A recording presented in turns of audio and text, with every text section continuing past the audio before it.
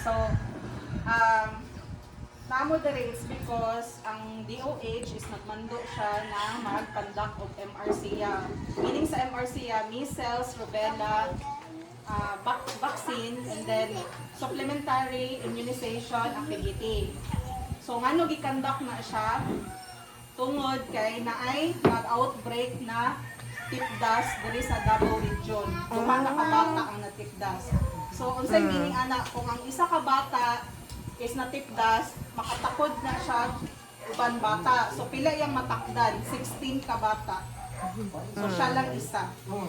So, maunang i-alarma ang Davao Region na mag-conduct jud og MRCA vaccine kay para dili makatakod ang katong nagpositive.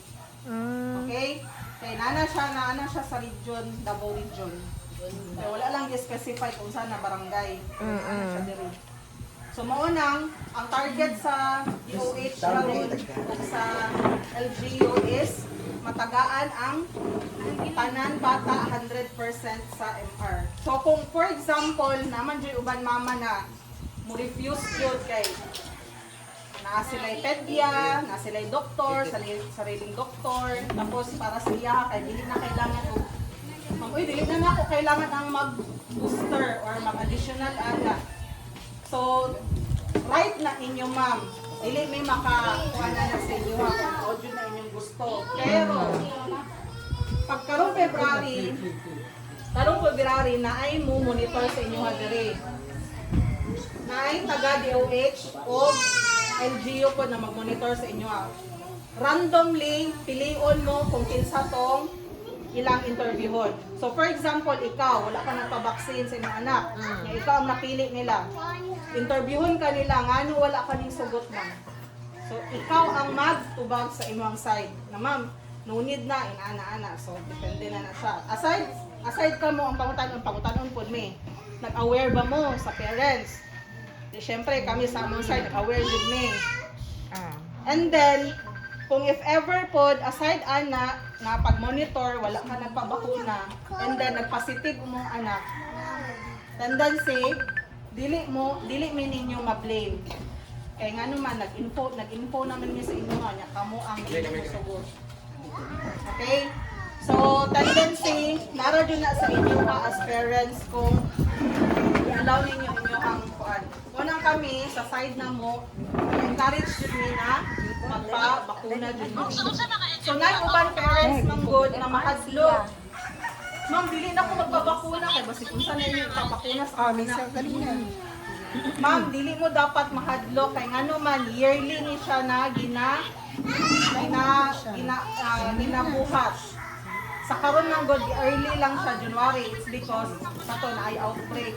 Then ikaduha, ang kaning measles ginahatag na ni siya katong pagbakuna sa inyong Okay anak. na daw ba wala ni kalintura? So dapat dili mo ma-worry anak. Kay gihatag na siya.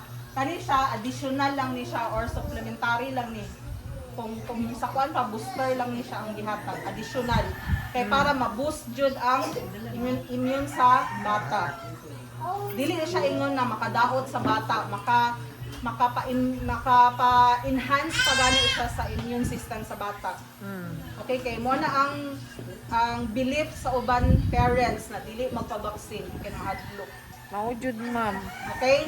So, Mahadlok yun sila ma'am. unsa pa inyo pang concern regarding sa yung anak yung giubo. Iubo si Pwede daw na, ma'am. sige ko, unsa ang mga consideration na pwede siya bakunahan? Una is dapat wala siya kalintura.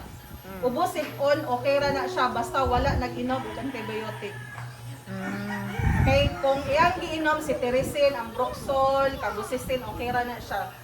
Basta dili lang antibiotic o wala lang pud siya kalintura. Ikaduha, kung naay bakuna nagiturok sa iha karumulana. Example, napaakan siya iring, nakambrasan niya, nagpa-anti-rabies mo. So, dili siya pwede dapat hatagan pa karon. 4 months pa na siya bago hatagan. Sa barangay ng card nila. Pero kung wala na bakunahan, for example, ma'am, dugay naman ito yung bakuna, so okay lang, hatagan siya karon. Pero kung if ever, 9 months sa inyong anak, or di ba, nag 1 year, di ba, hatagan man na og measles, ma'am, natagan siya karon man, karong bulan na. So karon dili sa nato siya hatagan pero pagka February hatagan siya. Okay, kay 1 month man dapat ang alternate bago na po siya hatagan balik. At 4 years old na. Oh, then kung if ever laing vaccine, for example, pentavalent, pneumonia vaccine, okay ra na siya. Wala na siya kaso. Kung flu vaccine po ang gihatag sa iyaha, 1 month pa na bago siya hatagan og MR.